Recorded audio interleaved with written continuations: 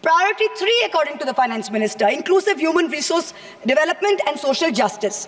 In this section, the budget says, first on Bihar, we will support expressways. What you're not saying is that you will make expressways which will charge very high tolls. So you are recovering the money, you're not doing anyone a favor. You're charging back-breaking tolls. You might give another bridge which might collapse. Yes. You will set up another power plant, which like Jharkhand may also be outsourced to a favorite businessman. Correct. He can be given a nice juicy PPA and sell more imported coal. Secondly, on Andhra, there are no grants, but only loans, that too from multilateral agencies. So basically, dollar loans will be given to Andhra Pradesh, which future generations will have to pay back with interest. There was also another sweeping statement. Grants for backward regions of Rayalaseema, Prakasam and North Coastal Andhra, as stated in the Act, will be provided. I looked in the entire demand for grants with a tooth comb, with a microscope. And I looked at the expenditure budget, nothing was provided anywhere. I don't see the intelligent people of Andhra being fooled by this. My colleague Mahua Moitra has mentioned very clear, very agitatedly that I don't know where the funds are coming from Andhra Pradesh, because she didn't see anything, any special allocation that was made. But I think, correct me if I'm wrong, but I think it has been mentioned in Department of Economic Affairs, wherein 62,000 crores has been earmarked for this.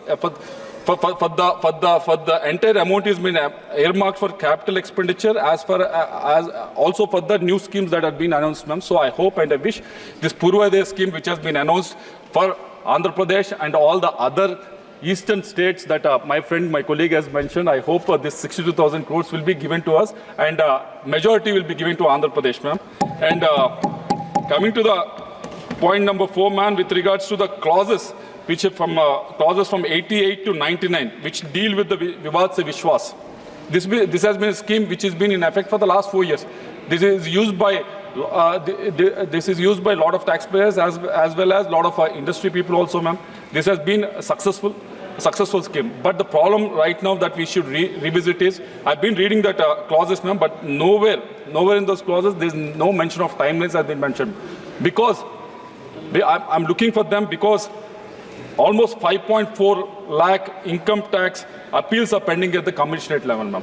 We can only address this when we have a timeline defined in those clauses. I hope Finance Ministry will look into it and try to address this issue, ma'am.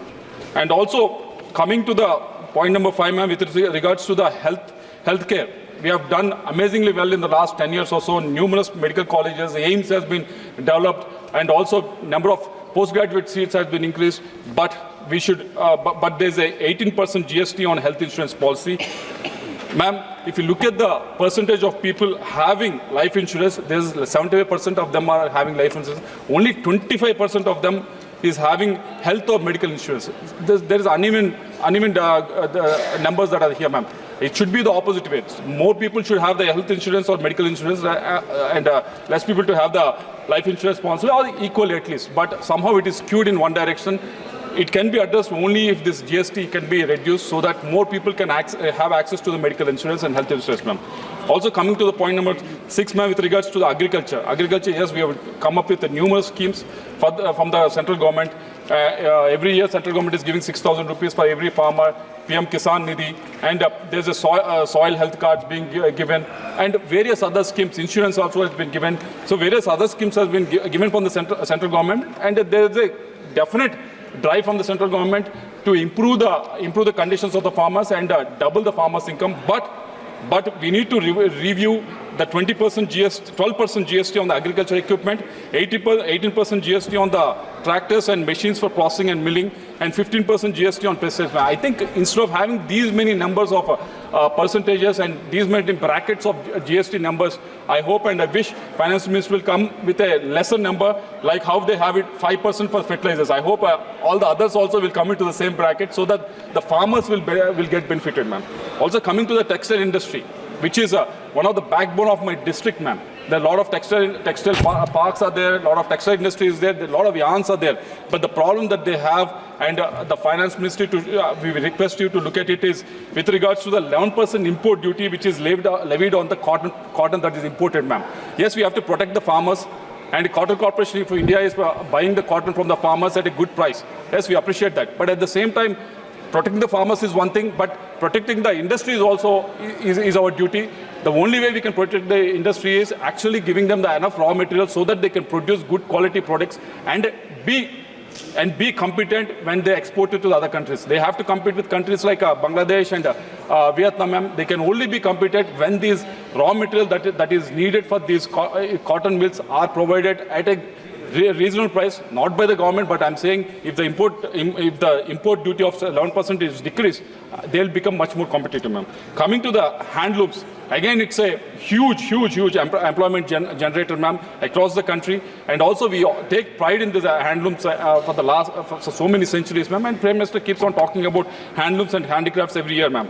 But there is also a growth of 5 to 7% in the last 5 years with regards to the handlooms, ma'am. But the problem is with regards to the National Handloom Development Program, the estimates as well as revised estimates every year has been decreasing, ma'am. In 2021-22, it's 485. It has reduced to 200 crores. The estimates have reduced to 200 crores from 485 crores. And revised estimates from 2021, 344 crores, it has reduced to 156 crores in 2023.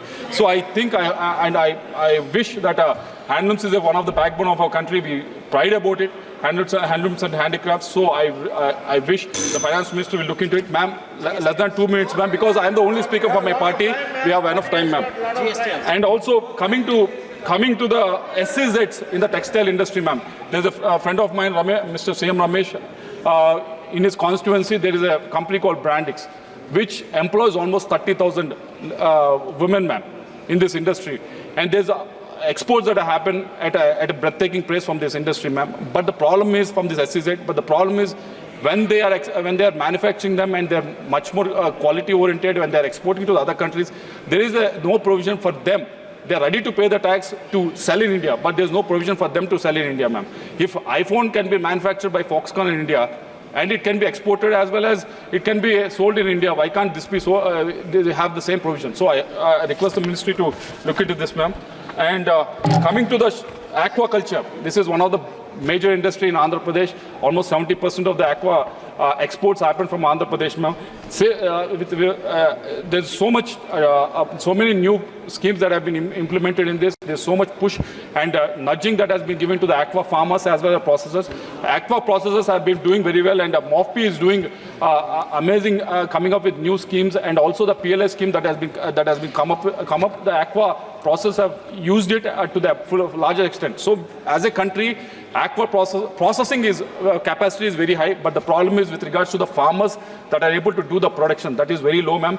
But to address that, there's a scheme called Pradhan Mantri Matsya Sampad Yojana. But the problem is the budgeted estimate was 2,000 crores in 23-24, but the revised was 1,500 crores. So, and most of this, what have been the 1,500 crores that have been actually revised estimates, even those has been gone to the government. Government has taken them and spent them on fishing harbors and other things. But the problem that the ministry has to understand is 90% of it, production, processing, is done by the private players. Government has not much role in doing in the whole equation of this.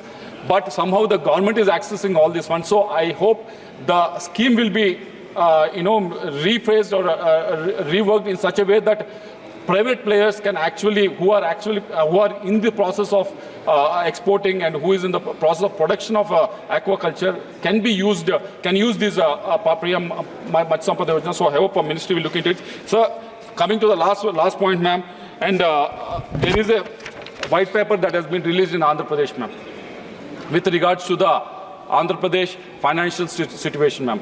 It is, I'm sure we will print it out and we will distribute it to all the members in this house as well in the Rajya Sabha. So I hope you will go through it, and I hope you understand the financial position of Andhra Pradesh. I'll just briefly put it on record. What is the financial position, ma'am? Just give me 1 minute, ma'am. The expenses as of this year is 1.64 lakh crores, ma'am. The revenues is 1.45 lakh crores. That means we are deficit by almost 19,000 crores this financial year, ma'am. State debt has increased from 3.75 lakh crores, which was in 2019, to almost 9.74 lakhs in 2024. Growth rate has decreased from 13.5% to 10.5% now, ma'am. And also agriculture sector has gone down from 16% to 10% now, ma'am. And also the capex expenditure, which was 60,000 crores from 2014 to 2019, the white paper is saying, ma'am, it has gone down to 24,000 crores in 2019-24. Last half a minute, ma'am, I'll wind it up. So there's a decrease of capex, and there is a decrease of sectoral growth in agriculture as well as any other sector. You look at it, industrial sector, there's a decrease in the sectoral growth also, ma'am. And the per capita debt has been almost doubled from 74,000 rupees per head to almost 1,44,000 in Andhra Pradesh, ma'am. The inflation has also been risen from 4.5% to 6.2%, ma'am.